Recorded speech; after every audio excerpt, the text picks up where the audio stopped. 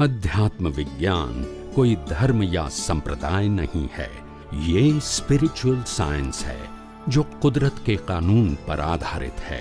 ये विज्ञान पूरे ब्रह्मांड के सभी रहस्यों को उजागर करता है और जीवन के सभी पहलुओं को समझने के लिए एक नई दृष्टि देता है।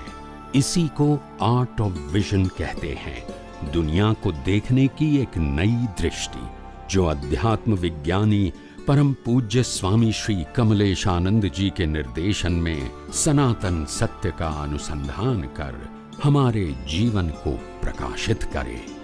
जय सच्चिदानंद। वचन कायानी क्रियाથી કર્મ બંધાતા નથી। અજ્ઞાન માન્યતા, કઈ માન્યતા? હજુ લોકોને એ જ ખબર પડતી નથી કે દ્રવ્ય મન અને ભાવ મનમાં ડિફરન્સ। ભાવ મનમાં જ્ઞાન દર્શન આવે અને દ્રવ્ય મનમાં જ્ઞાન દર્શન મિકેનિકલ આવે, કે ખરેખર જ્ઞાન દર્શન કહેવાય નહીં પણ મિકેનિકલ। જેવું વીટેલું છે એવું જ હોવું કરે, જ્ઞાને એવું ને દર્શને એવું વીટેલું કેવું ત્યાં છોકરો આમ છોકરીને જુએ ને તરત આ પાડી દે, બીજા બધા ના ગમે તો જ્ઞાન ને દર્શન બે લઈને આવ્યો, સિક્કો મારી તે ત્યાં આવ્યો। એની જે ડિઝાઇન હતી એ તમારી ભેગું થાય તો સિક્કો મારી દે, તમારી ડિઝાઇન ભલે ના હોય એને હિસાબ બાજુ છે। ક્યાં આવ્યો? તમે તો જાણ નહીં આવો છો, જેની સાથે હિસાબ હોય તો આ પાડી જ દે। મહાપુરુષોને જયારે જીવન વાંચીએ ને ત્યારે આપણને ખબર પડે। આપણા હમણાં જ આપણા એક્સ પ્રેસિડેન્ટ અબ્દુલ કલામ નું લાઈફ પૂરું સાહેબ, એક જ બેગમાં કપડા એના ઘરમાં કઈ ફર્નિચર રાત બે જૂનું મકાન, કલર બી નહીં કરાય, એક બેંક એકાઉન્ટ 5-25 હજાર રૂપિયા હતા બસ એક્સપાયર આપી જ દીધેલું। વેચતા વેચતા થાય, જીવતા જ વેચતા। ખ્યાલ આવે? કુદરતનું છે ને ભાઈ, હવે મને કુદરતે આપ્યું છે હું વાપરું, બાકી બીજાને આપી દઉં, લઈને તો જવાનું છે જ નહીં। એની વિચારધારા, ગ્રેટ માણસોની જે વિચારધારા હોય છે કે ભાઈ આપણે 4 જોડી કપડા, 4 જોડી પૂરતા છે ને, સોશિયલ લાઈફ માટે પૂરતા છે। આ બધી ઉપાધિઓ કરીને કરવું શું પાછું? જેટલું સરળ લાઈફ હોય ને આનંદ થાય, નહીતર એમાં ને એમાં જ ગુચાઈ જઈએ આપણે, સમજાય? પુણ્યની ક્વોલિટી છે થોડો પ્રકાશ કરો।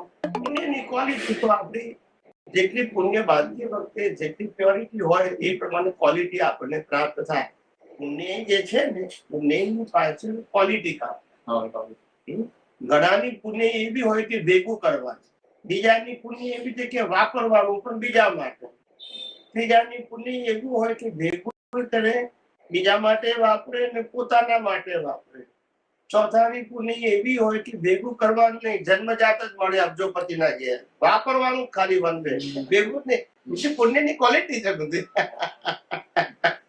સમજાય છે? ભેગું નીકળવાનું, વાપરવાનું નહીં, કમાવાનું નહીં, બાપ ખ્યાલ આવે ને? ખાલી વાપરવાનું બસ। અબજોપતિના ઘેર જન્મતા સીધું ક્રેડિટ કાર્ડ સાથે વાપરે, કમાવાની ચિંતા નહીં ને પેમેન્ટની ચિંતા નહીં। પુણ્યની પ્રકાર કહેવાય છે એ તમારા ભાવની અંદર જેટલી પ્યોરિટી હોય to help the other people, એવી તમારી પુણ્ય કરે। આ સાધુ સંતો સંન્યાસી હોય ને ઘર બાર છોડી નાખે છે અને લાખો રૂપિયા દાન કરાવે છે એના નિમિત્તે, કે એની પુણ્ય છે લોકો એને આપે છે, એના નિમિત્તે વાપરે છે। અત્યારે કળયુગની પુણ્ય બધી સારી ક્વોલિટી, બહુ જૂજ માણસોની ગુડ ક્વોલિટી હોય, બાકી નથી। કળયુગની અંદર દેવી દેવતાની કૃપા ઉતરે છે, દેવી દેવતાઓ બધાના ક્યાંથી કૃપા ઉતારે? એ લોકો પાસે કૃપા થોડી હોય, એ લોકો પાસે શક્તિ હોય, એટલે શક્તિનો કુદરતી કાનૂન પ્રમાણે કામ કરે, એની મરજીથી કશું ના કરે। આ સત્તા એ લોકોને લાગુ પડે જ નહીં। જીવતા મનુષ્ય હોય અને મનુષ્ય કોઈને બ્લેસિંગ આપે તો કઈ હેલ્પફુલ બી થાય। દેવી દેવતાઓ બધાને શું કરે? બધા ઓન ડ્યુટી છે, શું છે? ડ્યુટી પ્રમાણે કામ કરી શકે, એની મરજીથી કઈ। મનુષ્ય પાસે કુદરતે ફ્રીડમ આપી છે, મુક્તતા, જેને કારણે એ પોતે બીજા માટે ભાવ સારો કરી શકે।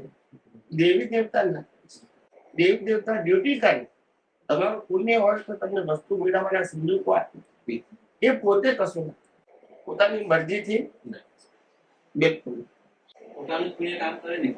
છેવટે પોતાનું પુણ્ય કામ કરે ને. પોતાનું જ પણ નહીં ને. હા. એ તો મેં કીધું કે એની ડ્યુટી છે, એટલે ફર્સ્ટ પાર્ટ તો પોતે જ આવે. પોતે જ આવે. ના હોય તો કાઢી આવે. બિલકુલ નહીં, જે હોય બિલકુલ નહીં, એ અસત નહીં. મનુષ્ય એટલા માટે તેને શ્રેષ્ઠ કહેવાય છે.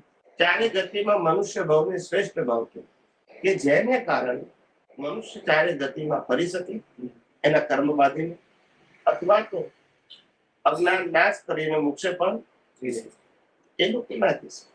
એ લોકો બીજી ગતિમાં ના જઈ શકે. દેવી દેવતાઓ બીજી ગતિમાં ના જઈ શકે.